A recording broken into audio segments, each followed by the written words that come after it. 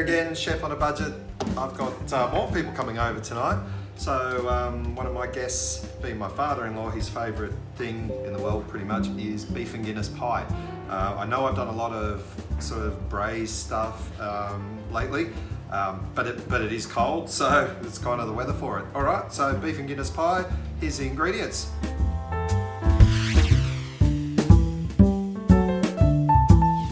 Okay, so here we go with the ingredients. I have 2 large brown onions, large dice. I have a couple of 100 grams of button mushrooms. The bigger ones I've quartered, the smaller ones I've just cut in half. I have 2 medium carrots diced and 2 or 3 big sticks of celery diced. I have 1 kilo of gravy beef. I have 2 cans of Guinness. I have half a dozen cloves of garlic. They're not real big cloves, hence the half a dozen. I have a couple of cans of diced tomato. I don't know at this stage whether I'll be using 1 or 2. And I have some continental parsley. Okay, I might be using a little bit of tomato paste later. I've also got some pre-bought, I didn't make it, I have some pre-bought short crust pastry and puff pastry that we'll be using later, but I'll get onto that later. Okay, now let's start putting this together. Okay, I forgot to defrost my chicken stock, but that doesn't matter. Okay, so I've got my pan on the heat. Good glug of olive oil in there. Now I'm just going to add my gravy beef.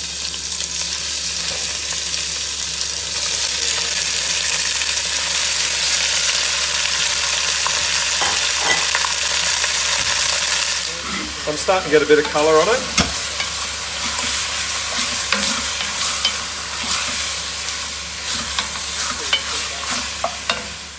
So this beef is perfectly suited to slow cooking.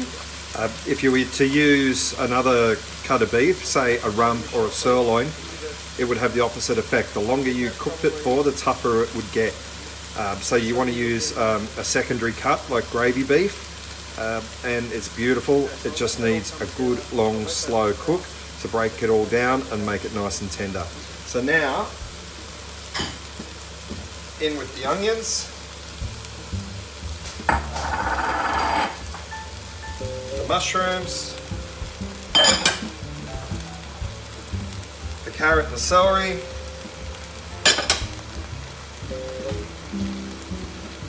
and the garlic.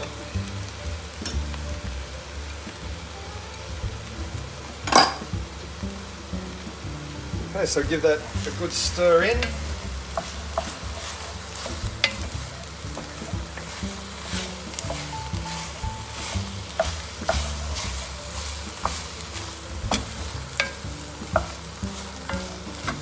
Okay, now we don't have to cook that out for ages because it is going to be cooking on the stove for probably a good couple of hours.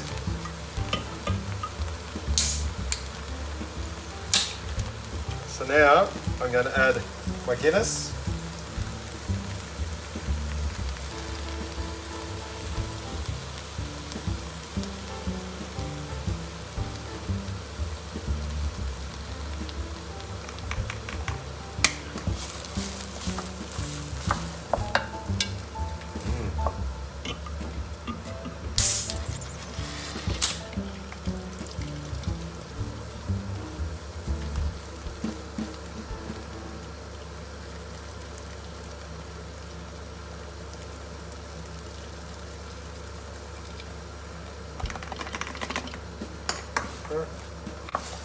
A good stir. Okay, I forgot to defrost my chicken stock, but that doesn't matter. I'm going to put in about 400, where are we? About 400 mils of chicken stock. That'll defrost soon enough in there. And a can of diced tomatoes. Okay, so I'll let that all come together, I'll let that defrost, and we'll come back and we'll look at it shortly. Okay, so I'm just bringing that all down to a simmer now.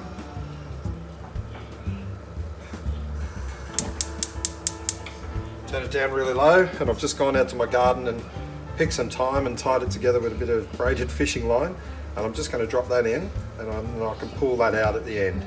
I'm not going to leave that in there. Okay, so I'm just going to leave that now and come back and check it here and there and let it all come together into a nice pie filling. Right, now this has been on the go for about like an hour and a half. I have had to add just a little bit more water to it because the liquid level was getting a bit low and the meat wasn't ready. You just test the meat, you literally just pick it up and eat it. If it's a little bit chewy, it's not ready. If it's falling apart in your mouth, then it is ready. Now that obviously, look at that color. I mean, that's just beautiful. But I do need to thicken it. Now I was thinking about thickening it with corn flour, and then I thought, well, you know, what's Gravox? You know, what's gravy? It's basically it's just corn flour with a bit of colouring in it, and not much in the way of flavour at all. So I've made a slurry here out of some gravy powder, and I'm just going to slowly add it. You do want it to thicken up quite a bit for a pie, but you don't want it to be like a brick either. All right.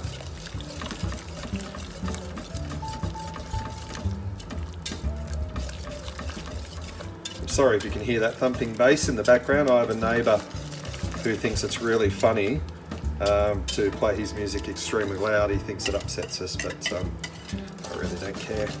All right, so that's thickened up quite a lot, as you can see.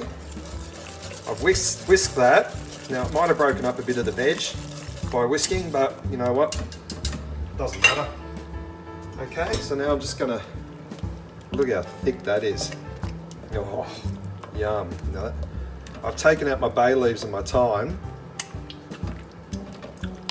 Oh, you can still taste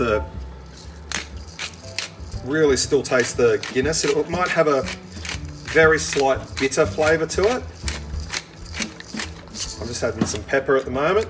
I think I added a little bit of salt before, and I actually think that it might be salty enough.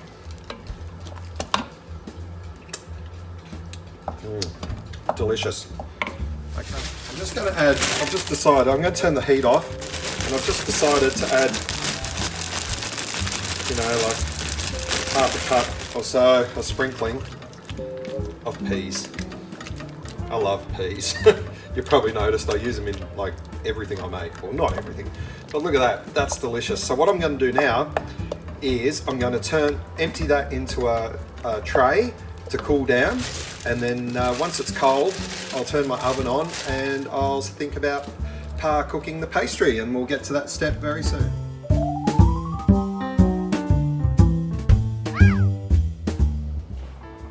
Righto, so my pie mix is cooled down. So I'm using this as my pie dish. It's just a shallow pan. You can use whatever you would like to use. I'm just giving that a spray with some non-stick canola oil. And I've got my shop bought pastry here. And all I'm going to do is just line it up. And push it. Press it in like that. Okay. Might take, depending on what sort of dish you're using, can take a few pieces. Okay. So I'm going to cut this into pieces that I need. I'm just going to line this dish with these pieces. Very simple. No skill involved, trust me. I'm just pushing those seams together. Just a bit of a jigsaw puzzle going on here at the moment. People walking in all over the place making noise, but I'm used to that in this house. I'm not going to bother blind baking this, because what will happen, blind baking is where you line a pan, your pastry with some sort of form of baking paper, and then inside that baking paper you then put rice, dry beans, lentils, whatever. It's basically just acts as a weight. Okay, but I've just gone, it will shrink a little bit, but I'm not bothered. But what I will do, just to let some air escape from underneath so it doesn't bubble up too much, I'm just gonna put some fork holes in. All right, so that's now gonna go into the oven for about 15 or so minutes, or until it's 3/4 cooked. And then we'll pull that out and we'll fill it, top it, and get our mix in the oven. Okay, straight in, and I'll see you back here very shortly. Okay, now my pastry's out of the oven, so I'm just going to cut these little bits off here. Didn't take very long, about 10 minutes. I'm just trimming the sides off. Okay, just like that. Okay, so here's my pie mix that I made earlier. So I'm just going to scoop all that into my par-cooked pastry. Oh, it smells good. I can really smell that Guinness in there. Your mix must be cold, okay? Even though the pastry's par-cooked, not cold. I've just had that sitting on the bench and it's cooled right off, okay? Oh, my father-in-law is gonna love this. The top's on. I'm just gonna move that to one side. Grab a little bit of parsley. Remember I've showed you in the past, tuck your fingers under, like that. Just shred that bit of parsley. Okay, and we'll put that, I mean I could have put it through the mix, but I forgot, to be honest, so we'll just scatter that parsley all over the top. All right, so now we're going to top our pie. Pre-bought, puff pastry, cheap. I mean, if you really want to make your own puff, it's a bit of a task, but it's totally doable, but really, you're going to get a very similar result for a lot more work. Some convenience products are worth it. Okay, so I'm just going to have to do the same thing as I did with the short crust, and that is to just cut pieces to fit. Okay, push down. Okay, another piece there. Nothing hard about this. And if you don't like Guinness, well, the Guinness, you can taste the bitterness of the Guinness in this pie mix, but you can do it with tomato and red wine, whatever you want. If you've got a favourite casserole dish that you like to make, just make the sauce nice and thick, like really thick, so that when it cools, you can cut it. Like, the pie will always be better the next day, okay? Like, the next day, if you actually cook it and refrigerate it and then heat it, the whole pie, you'll be able to cut wedges and pretty much have none come out the sides. But I can pretty much guarantee you, with this, we're going to have a little bit of side sauce action, I will call it. All right, it's still cool. All right, so what I'm going to do now, I've decided, I'm just turning my heat on over here. You can't see it, but you can probably hear it. I've just decided that I'm going to serve a little bit of, being an Irish themed sort of meal, I'm going to serve champ potato with this. Now champ potato, all champ potato is basically a mash with spring onions, but I'm going to use shallots. That's all it is. All right, so here I've got 1 egg, with a little bit of milk, just to glaze the pastry with, so that when we pull this out, it's beautiful and golden brown. And okay, very easy. If anyone's got any questions, feel free to put them in the comments. And I have some poppy seeds. I love poppy and sesame seeds. So I'm just going to give a good sprinkling of poppy seeds. You can use sesame seeds, you can use nothing. It doesn't really matter. I love poppy and sesame seeds. Unfortunately, I know I have no sesame seeds because I used the last of them in that pork dish I made a few weeks ago, and I don't remember buying any since. Okay, so that'll do it. So now, that's going to go into the oven till the pastry's cooked. It's not going to take that long, 15 minutes. Hopefully by then my potato will be cooked. We'll pull it out, we'll mash the spuds, we'll chuck the shallots or spring onions in, and then we'll serve it up. And I might even see if we can get my father-in-law to tell me what he thinks. He's never had my beef and Guinness pie before, so here we go, chef on a budget, into the oven. So about 10-15 minutes later at about 170 degrees, our pie is finished. So now it's time to serve. So let's do it. Okay, so I'm just going to cut that in half.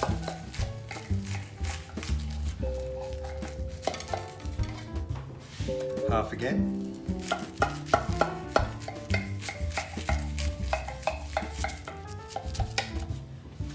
And then into quarters.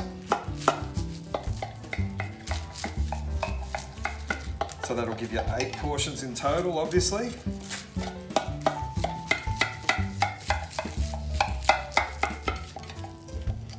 Okay, now I'll get a nice big spoonful of our champ potato. Champ, don't mash it like into a beautiful, smooth, light, creamy mash. Leave it just a little bit chunky. Okay. All right. So here we go with our first portion. As I said, it might run out the sides a little. Or maybe not, look at that. Okay folks, there we go. Beef and Guinness pie with champ potato. About $4.10 a portion roughly. Let's see what the guest of honour thinks of his beef and Guinness pie. Okay, so we have our Guinness pig or guinea pig. What's the verdict, Mr. Tony? It's delightful. It's absolutely superb. You don't have to say that because I've got a big chef's knife in my hand and I'm telling you to say that. No. One of my favourite dishes is beef and Guinness pie, and this is really yummy. Awesome. All right, well there we go. There's the verdict from the from the person who matters. Okay, so I'm just going to serve up the rest now, and there we have it. As I said, about $4.10 a portion, beef and Guinness pie. Thanks for watching, Chef on a Budget.